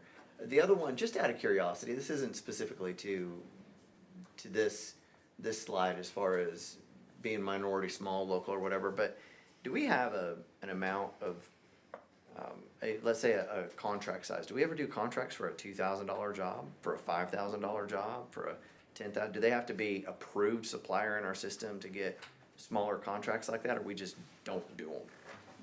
we have P card, that's under a certain threshold, so we have a P card threshold, where we can use the P card, I forget what is that? It's 5,000. 5,000. So if it's under 5, chances are it's going to P card. Right. As opposed to, That's right. so there could be a lot of smaller jobs that are There are. very beneficial That's correct. to businesses on here that are not being represented on here Well, and back to getting paid in a timely manner. and getting paid in a timely manner. It's gonna be much more advantageous for them to go that route, Yeah. frankly. So that's, okay. I would also add to Ryan, oftentimes on Tuesdays when I'm reading purchases to you all and you hear me list 4 or 5 vendors for one particular thing like mowing, it's because we are looking for it to be broken up so that more folks can bid on it and have that opportunity. So exactly. Yeah, what so you're it's not PO, but we could still be issuing a lot of money to businesses that just aren't represented in the on the PO category. That type of information is also helpful, I think. So is there some way, well, I know there is some way, when do you think we can get that information so that it's a true representation? And Councilman Smith, you said something interesting. Wonder why somebody would not want to disclose. It's Well, interesting that anyone should feel that they might get discriminated against because they, Possible. yeah, that's an interesting statement. Well, I think that could be part of it. The other side of that coin is just the user experience going through the system, right? It might be an optional box, you may or may not see it, you might, you know what I mean? I mean, there's a lot of pieces Do you to really this form. believe that, or do you think sometimes people hold back? It's a complicated process. Councilman Like Ledford. filing taxes, right? I got a question for Tony, but to follow up on this chart, when we see minority owned and then LGBTQ women owned, are we saying that all the women owned contracts are all women, not minority? No. Can't say that. Isn't it true, Tony, that there's only a? Do you see where I'm going with the chart? Yeah. You see where I'm going with the chart? You're saying, is it either or could it be both? Then? No, Can you be multiple? Well, I mean, Who is one thing. It is in most cases, when they're registering and setting up, they can check multiple categories. So they could So an African-American woman would go into the woman-owned column and not, She can go in the woman-owned column as well as. I'm just trying to figure out how we're minority measuring this. if it's You actually, wouldn't if it's show accurate. the money twice. So Yeah, it could be far so- less. Oh, on this chart, we might. Yeah, I'm just trying to, Huh? You could also. anyways, I'll leave that, I'll let that lie. But you see where my, Can't show the money twice. I understand The that. designation is minority/women but business enterprise. Like that's the designation. Like that the federal exists. category. Correct. And so all of this is gonna be self-reporting, and so it could be that most people, again, 90% with the first row and 87% with the second row are not disclosing. So non-disclosure is the number one problem. But beyond that, it's exactly what you're saying, where depending on how the form is laid out, which I've never seen, so I don't know what it looks like. I just don't know what the process is, but to me, this is clear that one, collection is incomplete. Two, it's going to be, like, unless we're mandating check all that apply, then we're only gonna be getting whatever the person at that time clicks. So this could be a little bit I think inaccurate. this is useless. But I think the that this dollar, is the useless dollar amount. information, and we should be. That was brutally honest, thank you. So let me move on. Tony, with the Director of Supplier Diversity, when that person comes on board, they're working with Chamber of Commerce and other entities around town, building relationships to identify and try to find minority suppliers. Is that, That's I would assume so, right? Yes, that's not an assumption, that's exactly Okay. what they're gonna be doing. And that's part of, I guess, the job description and Yes. the metrics for performance there. Also, working internally with our entrepreneurship director as well as workforce development, where we're gonna be engaging not only just internally here, but checking with our cohorts in other cities as well, looking at best practices that are gonna allow us to increase that, our spend, our engagement, all the above. And also, if I remember correctly, when this position was created, overcoming hurdles, Yes. identify maybe some things that are holding back, helping or to point in the right direction with whatever necessary or means Yes, that we that's- have available, but Exactly, and that was some of the things that Councilwoman Dolly was mentioning, the roundtables were all inclusive of, is addressing some of those things that are roadblocks and obstacles for those businesses to be successful. I think that person's gonna make a big impact. All right, thank you. Do we have those figures yet? I cannot update them on my laptop. I will do it as soon as I get back to the office. Let's see that council gets them. It just seems weird, it's like incomplete. Anyways. Any other comments about this? Let me just make sure I've got one thing straight. So, Kevin, are you saying that if I check minority, LGBTQ, and woman, I will be listed 3 times? I'm not saying that because I don't know. I'm saying fundamentally, there's one designation, and Yeah. it's minority/women business. Yeah, I know that. So, unless, if there's an option for everything, unless I'm selecting all that apply to me each time, then we are only capturing one of all available options that could apply to any person filling out the form. Oh, But okay. more importantly, what I'm saying is there's more that we don't know about this particular set of numbers than we do. Right. The biggest thing that we know is that most people, the overwhelming majority, do not disclose. And so we don't know what we don't know. Which is interesting. The second thing we don't know is the representative significance of the figures that we do have. So we can't extrapolate anything from this information that's meaningful. And we should be very careful to draw any conclusions. We should apologize for putting it on the screen, pretend like we never did. Thank you. So let me ask purchasing, just for my own edification. If I check LGBTQ, minority and women, am I listed 3 times? I thought the time was. Where would I be listed? You only have, It didn't Hey, make guys, sense to me. this was the question you were asking. It does, go ahead. when you, there are business classes, and then we have some subclasses, and the subclasses are under only the minority.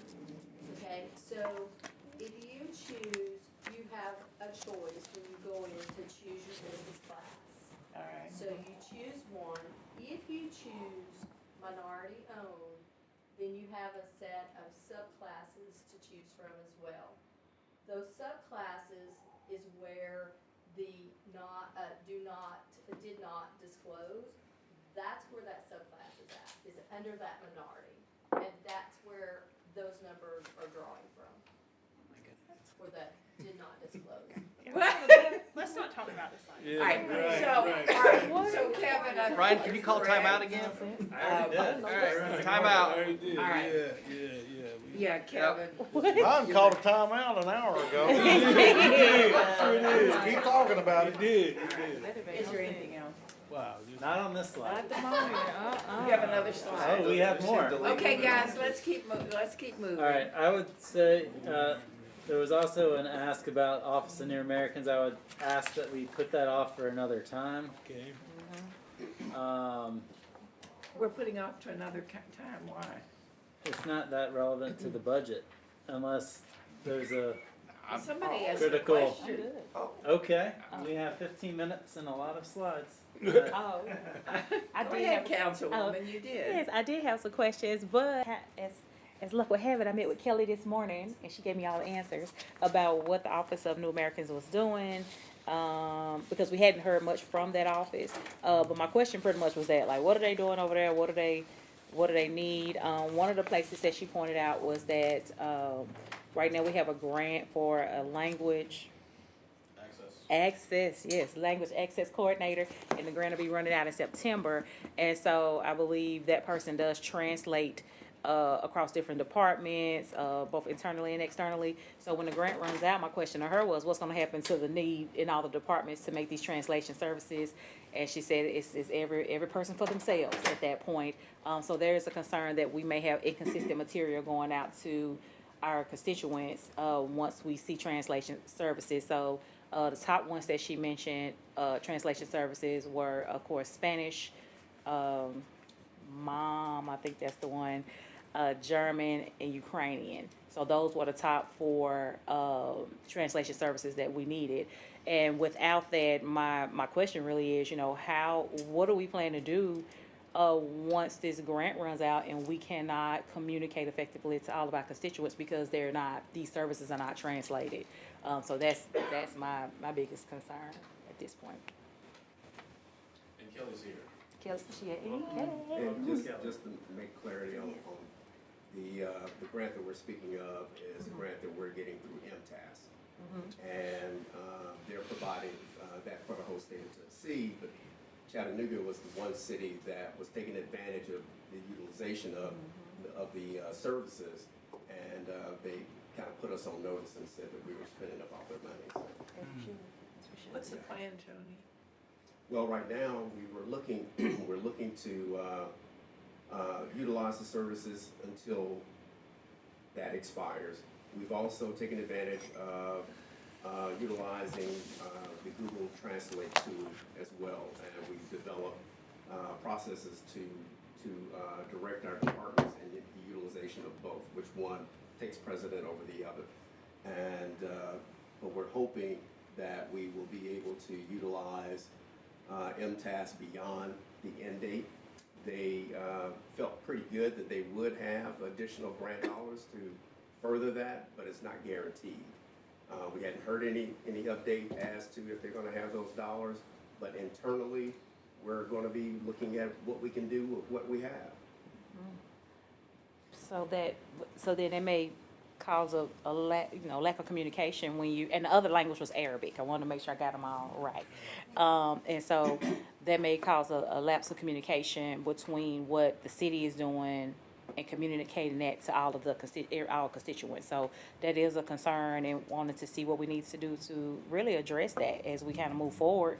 Because if there are services and things going on that we can't literally communicate to constituents, that's gonna be a problem, especially come when it ends, because we kind of tossing it up right now and saying, oh, they might have some funding, they might not. And Sorry, Councilman, I believe we have another translation service as well that we're not using right now. We're using the MTAS one because it's free. The other one costs money. And Yeah, but we the have one that we access have to the, it if we need Like it. a contract with, yeah, Right, and I think yeah. it's We due do to have a expire. contract, it's expensive, we can use that, we have had a lot of service issues out of them, so people do not want to use it, and if the funding is left up to each department, the departments don't wanna use their money for funding translation and interpretation, so I think it should come out of general funds if possible. And the reason I said language access coordinator is we really need an in-house Spanish-English translator for major interpretation events, for making sure that each department is trained on having each of our major documents. If you need to sign your name to it and your language is Spanish, as a lot of our constituents are, it should be in Spanish. So having someone in-house that can go around and kind of audit each department and make sure that our end user experience complies to Title VI, because Title VI says that we have to provide city services in other languages. Spanish is our primary other language by a lot, and so we could lose federal funding if we were to get sued over it. So definitely wanna hear the plan for that one, to make sure that we're in compliance and that we have. Yeah, even in our office, which is much smaller than obviously the city, we have double documents, we have a translator. It's just what you do. So how are we even thinking about not having it? I'm a little floored here. Yeah, it hasn't been a priority, so that's when I came into this position, one of the major asks by La Paz, which is our Spanish-speaking organization in town that does a lot of case management, was please do not let city people continue to call us for translation and interpretation services. So they don't want to do it, and that's the organization in town that's known for doing it, but city people should absolutely have our own. So this was a new position request in the budget, and we ended up having to take it out due to budget constraints. So, I mean, it is on the radar. We're not exactly sure when the MTAS funding will expire. So September is the end expected. date, Yeah. expected, yeah. So could we get a plan of action for that to see how we're gonna use that? So even if someone, let's say somebody in Public Works needed it versus someone in finance, they both use Google Translate or whatever, and it's, one is saying one thing, one is saying the other, we don't wanna have an inconsistent message coming from the city. So could you get us a plan of action of what that looks like and what we're gonna do moving forward with that to make sure that communication stay consistent? Yeah, Tony, I think that'd be great for you to come up with that plan. That's great. And did I hear new position? Yeah, You need a new I position? said it No, was wait a asked minute, no, and wait. removed. Wait a minute. yeah. Yeah. I'm just saying that sounds like a good new position. I'm just saying. Did I hear new position? She's got the tally going. All right. Can we keep going? Okay, that's it. That's it. All right. Thank you, Kelly. All Thank you, right. Kelly. The next topic that was asked to be addressed, well, thanks, Tony, as well. My favorite. I know. I thought we'd get away with only 2 weeks of talking about Warner Park Fields, but we ended up getting the third week. So, Warner Park, I think the ask from Chairman was, could we look at hotel motel tax reserves? What are the reserve balance there? So I pulled up our slide here to show what we have from the hotel motel fund. You can see that at the top, the fund itself is 10.6 million in terms of what's being used this year. This is what we covered last week, I think it was. What I had to go ask today for was what was the fund balance, which is the same with the reserves. So the reserves are 11 million. So those are different things. Now, the 11 million is important to keep more elevated in this fund for a couple reasons. One, this fund backstops some of our work in the South Broad District. We also are anticipating in the next year or so a substantial ask coming from the convention center, and the debt service that has to be paid from this fund towards that waterfront debt has to be able to sustain economic fluctuations. What I mean by that is in bad economic times, when hotel motel taxes are down, we still have to be able to pay that waterfront debt service, if that makes sense. And so that we have to continue to be able to pay that $4 million a year. And so we have to keep a more sizable fund balance here in order to be able to do that. That said, we do feel like there's maybe $1 million of wiggle room here if we need to be able to put it towards an investment in something that has an ROI on it from a tourism perspective. So that's an update there. So, and I see Scott here. Scott, so I think we've got 3 fields remaining that need to be turfed. I say need to be turfed, that's my term, but, and what was the total cost of turfing those 3 fields? 1.8. But that includes infield and outfield. Correct. And there could be potential to only do infields. Okay.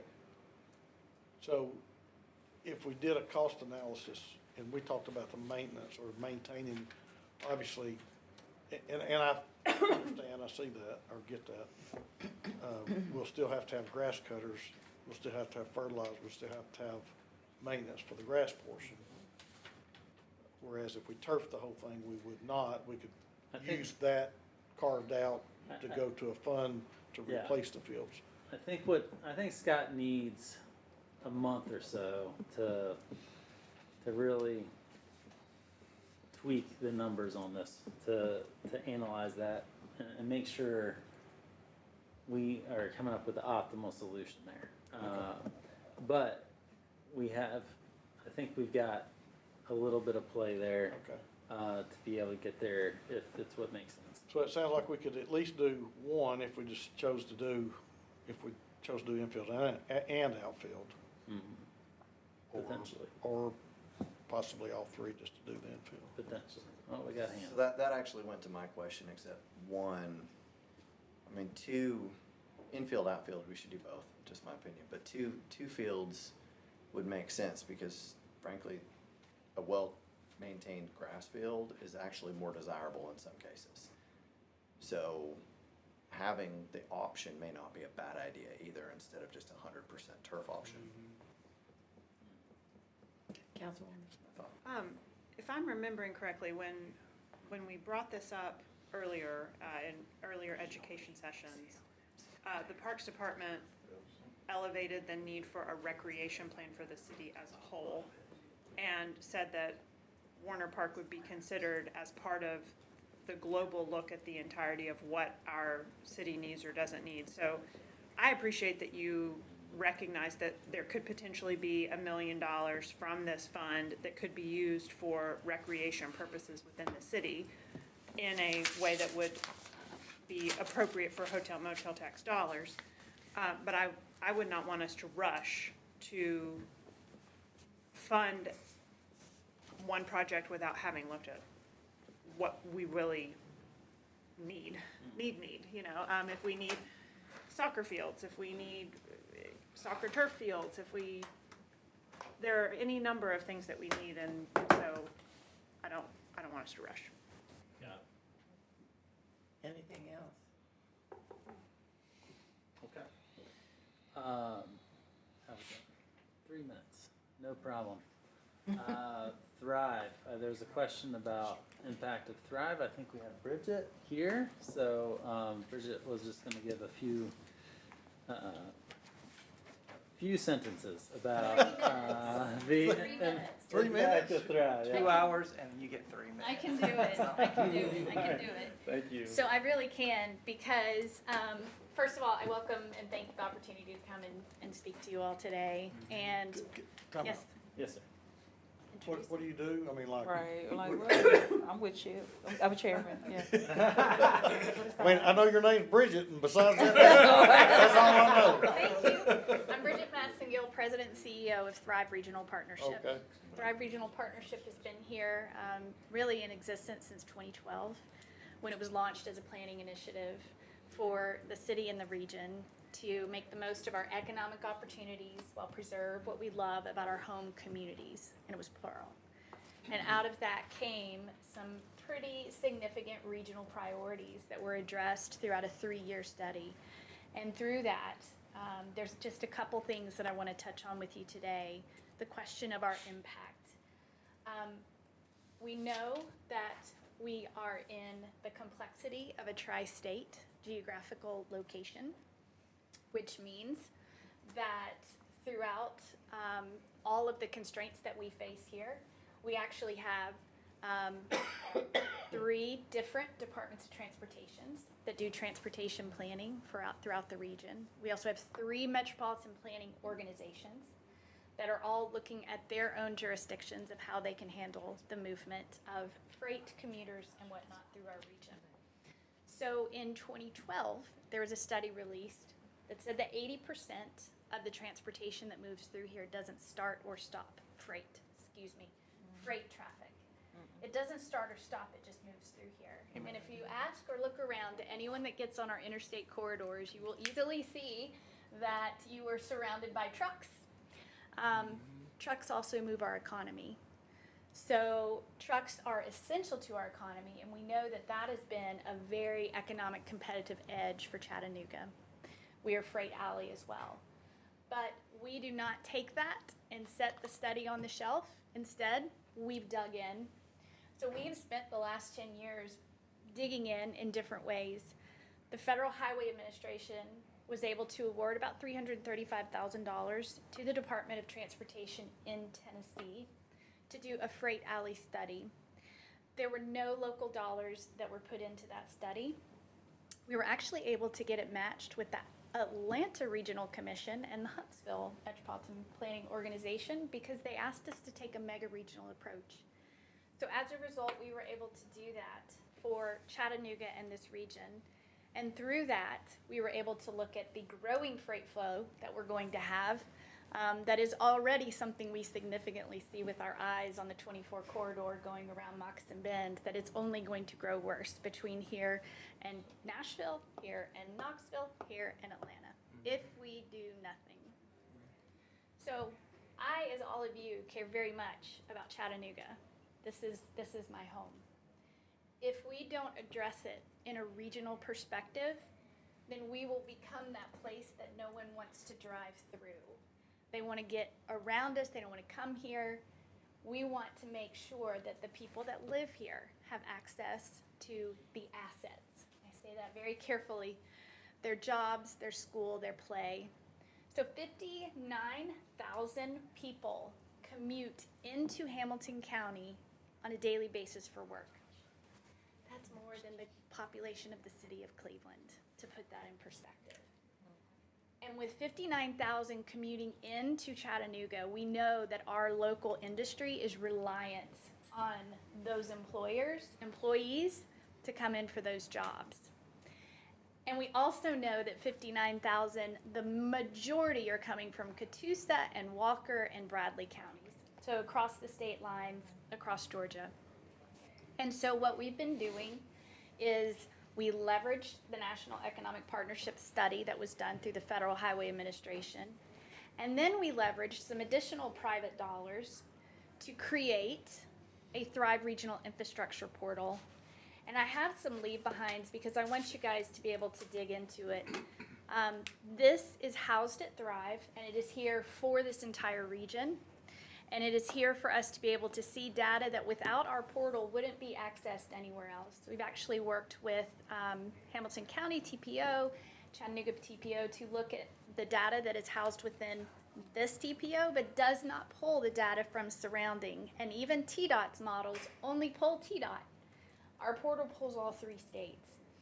And so as a result, to give you a tangible example to answer the question of the impact, yesterday we actually had an event. It was very timely that this happened yesterday, but we had an event, the 2 welcome centers of Georgia and Tennessee. And we were there with the Georgia Department of Safety and the Tennessee Department of Safety. And in that meeting, we were there to help educate people on what it means to be a freight behind a truck and to help people understand the magnitude and also the growing freight movement through the region and truck safety, because that's important to us as well. And as a result, one of our partners from a distribution center of a pretty large, I hate to say the name because they have to get corporate permission to be on record. So I won't say the name, but it's a very large corporate company that has a distribution center outside of the region. But they were there, and they said as a result of using our data platform that they are now moving their trucks that are traveling all through the state and the region. They are now moving them on different corridors to keep them off of the 2475 corridor. That is significant, and we are only 1 year in running this platform because we understand that the decisions and even the solutions for how we move freight through this region are not going to be Chattanooga's alone to figure out, even though that's where the corridors are.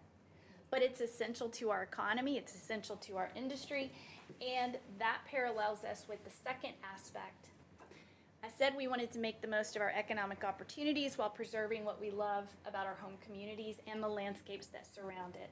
So we have an incredible and robust Natural Treasures Alliance where, because of Thrive, we've been able to convene all of the conservation organizations across our 3 states to now identify lands that are significant and important.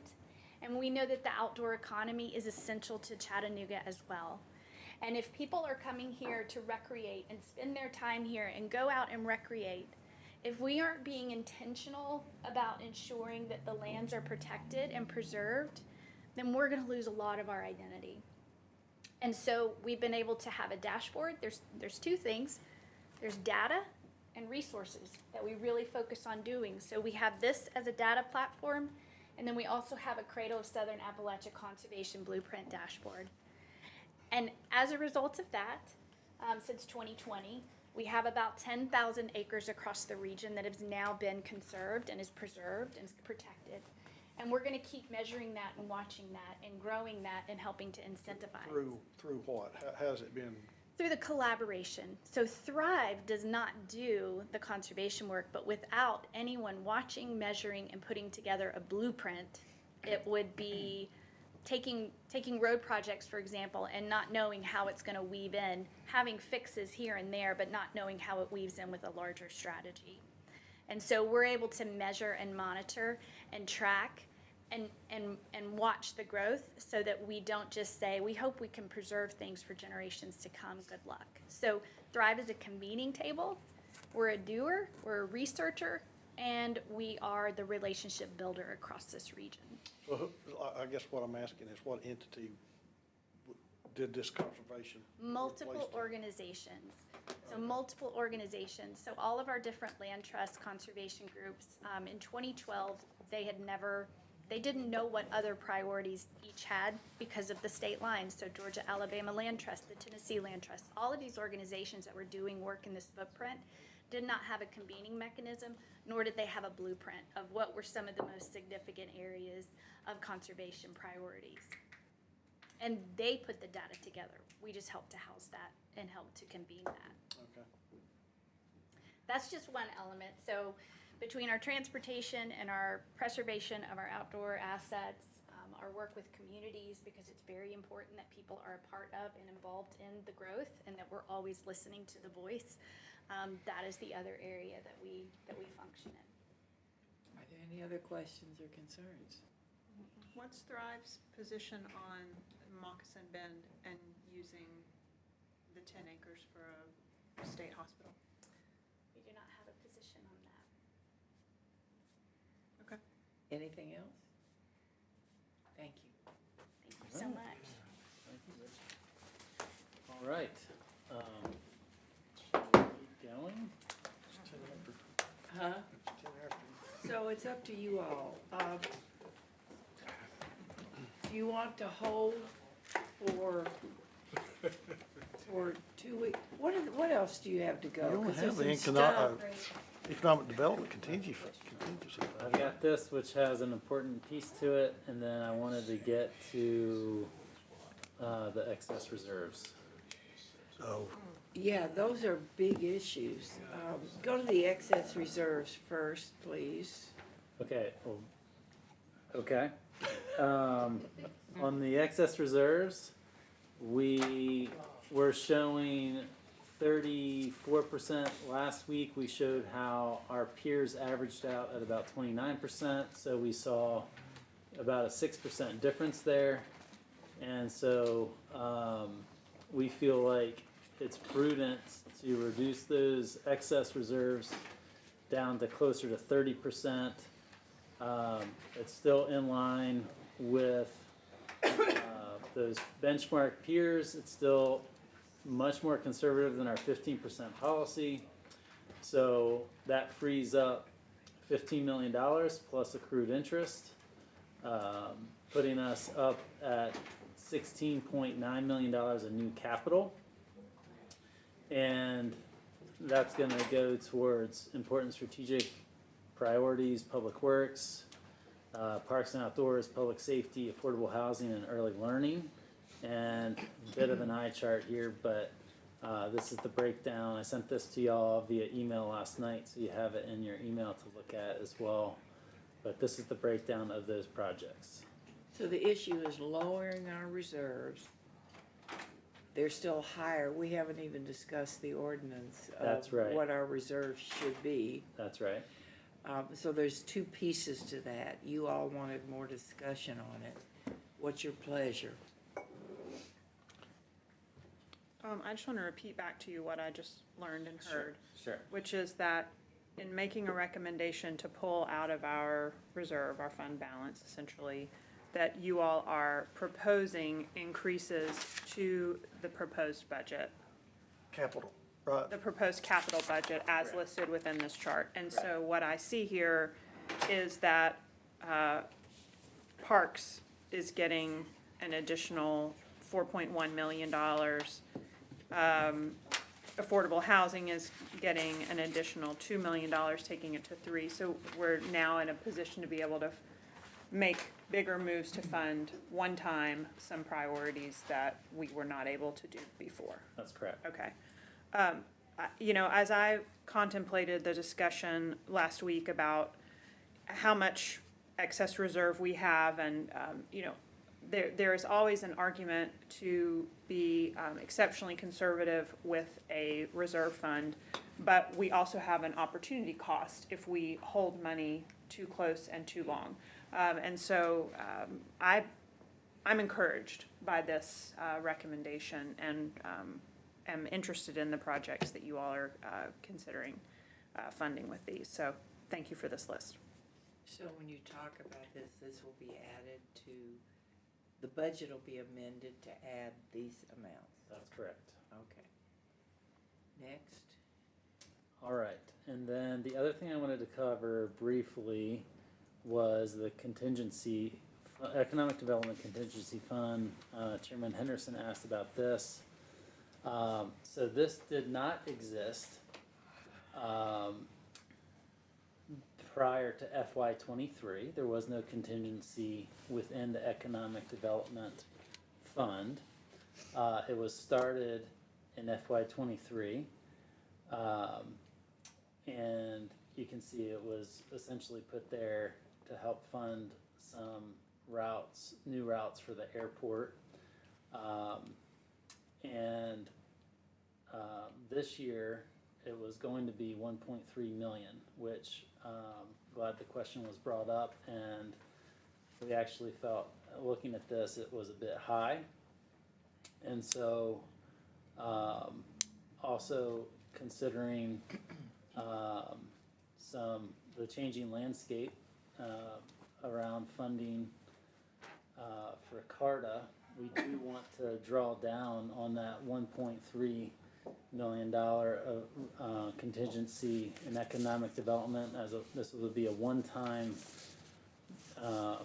approach, but, draw down $500,000 on it, to go towards CARTA operations,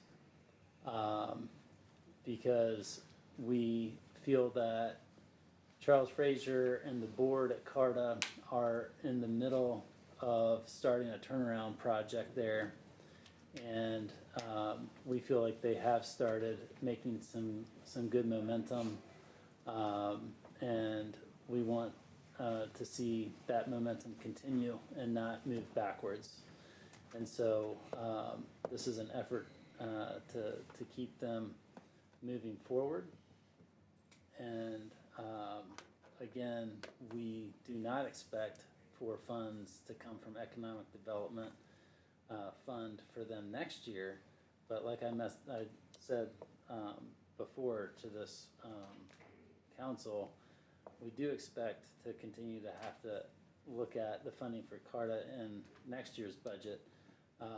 We just could not find room in the general fund this year, frankly. So this is a creative way to get there for this year.